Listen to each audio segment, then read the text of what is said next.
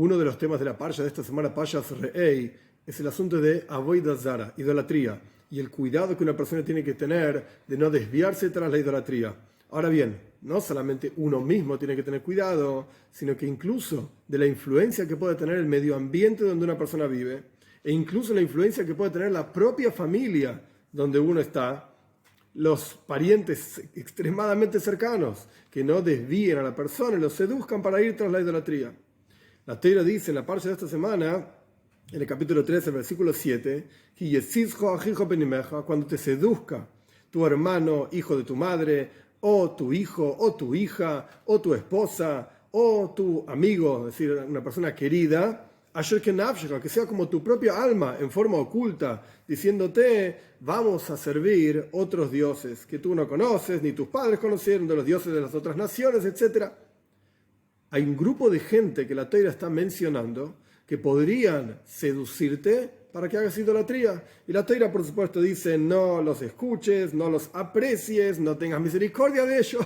Hay que erradicar la idolatría en forma plena y completa de la faz de la tierra, de dentro de uno mismo, etcétera, de la propia familia, etcétera. Ahora bien, Rashi, uno de los comentaristas principales de la Torá, explica quiénes son básicamente estos personajes. Dice que tu hermano se refiere a hijo de tu padre, Benimejo, o un hermano tuyo de tu misma madre, o tu hijo, tu hija, tu esposa, por supuesto, o tu querido, o tu propio padre. Es decir, un amigo tuyo o tu propio padre, que es como tu propio alma, está extremadamente cercano a uno. Ahora bien, en la Torá no está mencionado ni tu madre ni tu hermana. Son, digamos, los parientes cercanos que no están mencionados en la Torá por alguna razón. Ahora bien, si uno podría ser desviado por cualquiera de los parientes, e incluso Rashi mismo dice, esto incluye a todos los otros parientes, que nafshecha, como tu propio alma, y la Torá está mencionando las personas más apreciadas por uno mismo, y cuanto más aún otros, si tampoco son apreciados, vienen a desviarte, no tenés que escucharlos, no tengas misericordia de ellos, etc. ¿Por qué la Torá no menciona a la madre y la hermana?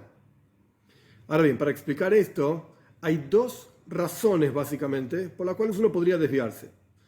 Dios libre y guarde. Una idea es porque alguien te explica con intelecto, razonando las cuestiones, tocando la emuna, la fe en el interior de la persona, y uno podría confundirse, desviarse tras idolatría, avodah zara. Esa es una posibilidad. Otra posibilidad es que la persona se desvíe por la cercanía que tiene con esa otra persona que lo está desviando. No porque la otra le explicó, le enseñó, le dijo, lo convenció, le empezó a hacer lógicas y cuestiones. No. O simplemente por estar muy cerca de la otra persona, uno termina siendo influido por esa persona, por las creencias de esa persona, por las lógicas de esa persona, etc. Y justamente de esto está hablando la Torá.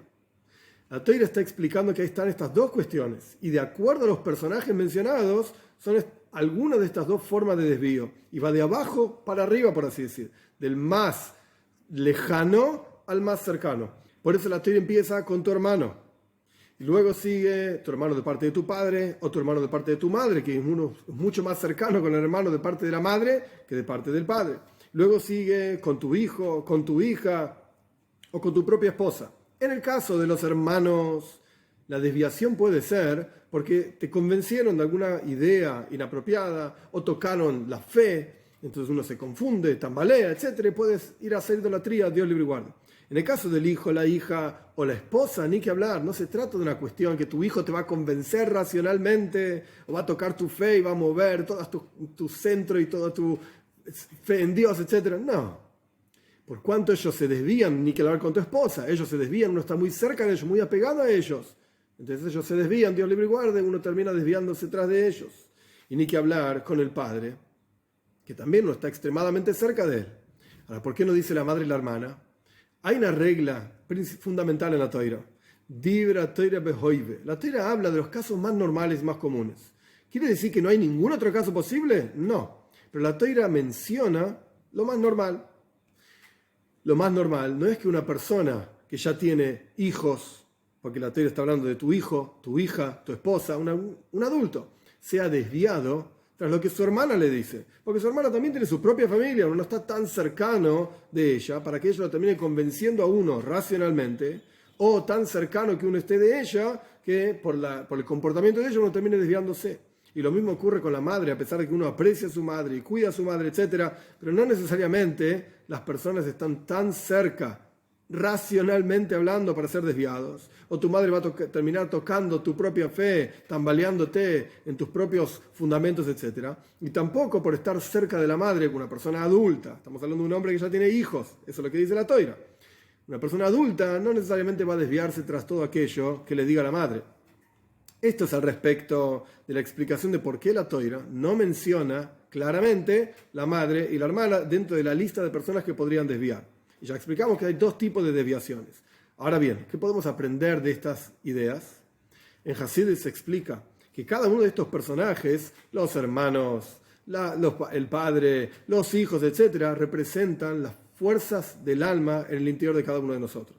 Tenemos fuerzas emocionales, esto representa a los hijos. Tenemos fuerzas intelectuales, esto representa al padre. Esto representa a la madre también. El padre representa Jochma, sabiduría. La madre representa Bina, que significa entendimiento. Cada uno de estos personajes, de vuelta, son fuerzas potenciales en el alma, en el interior de cada uno de nosotros. Uno podría pensar que alcanza con servir a Dios intelectualmente, emocionalmente, o sea, entendiendo a Dios, lo que uno sea capaz de entender, sintiendo amor a Dios y temor a Dios, y con esto alcanza. Yo estoy muy bien, estudio Toira, entiendo lo que digo, y yo sirvo a Dios de acuerdo a esto, de acuerdo a mi propio intelecto. Viene la Toira y dice, ten mucho cuidado, porque tu propio intelecto, tus propias emociones te podrían engañar, y te podrían llevar a un camino que no es el que corresponde. ¿Cuál es la única forma que uno puede garantizarse de que no va a ser desviado por sus propias emociones, por su propio intelecto? Cuando uno despierta en su interior el Koyach HaMesiras Nefesh, la fuerza que todos tenemos, por tener un alma, la fuerza que todos tenemos para entregar nuestra voluntad, nuestro ser a Dios.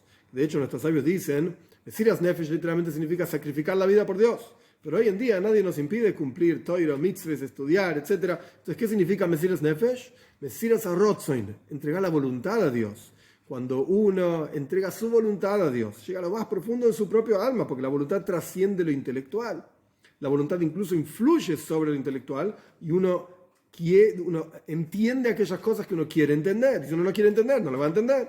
Entonces, cuando uno logra revelar de su propio interior lo más profundo, que es Koyach HaMesiras Nefesh, la fuerza de sacrificio, entonces uno se asegura, como dice el versículo, que las emociones y el intelecto no nos van a terminar desviando. Y esto no significa solamente avodah zara, idolatría literal, donde uno se arrodillaba a un ladrillo o una cosa de madera, etc., sino que incluso hoy en día existen diferentes tipos de idolatría. La tecnología es una idolatría, la belleza es una idolatría, el dinero es una idolatría, el deporte es una idolatría. Hay diferentes idolatrías modernas, por así decir. La única forma de asegurarse que no nos desviemos es cuando despertamos nuestra propia esencia y nos entregamos totalmente, en forma suprarracional, a Dios, sin tomar en cuenta nuestras emociones y nuestro intelecto. Y luego de esa entrega, se despierta en la persona el intelecto sano para entender a Dios y las emociones sanas para amar y temer a Dios.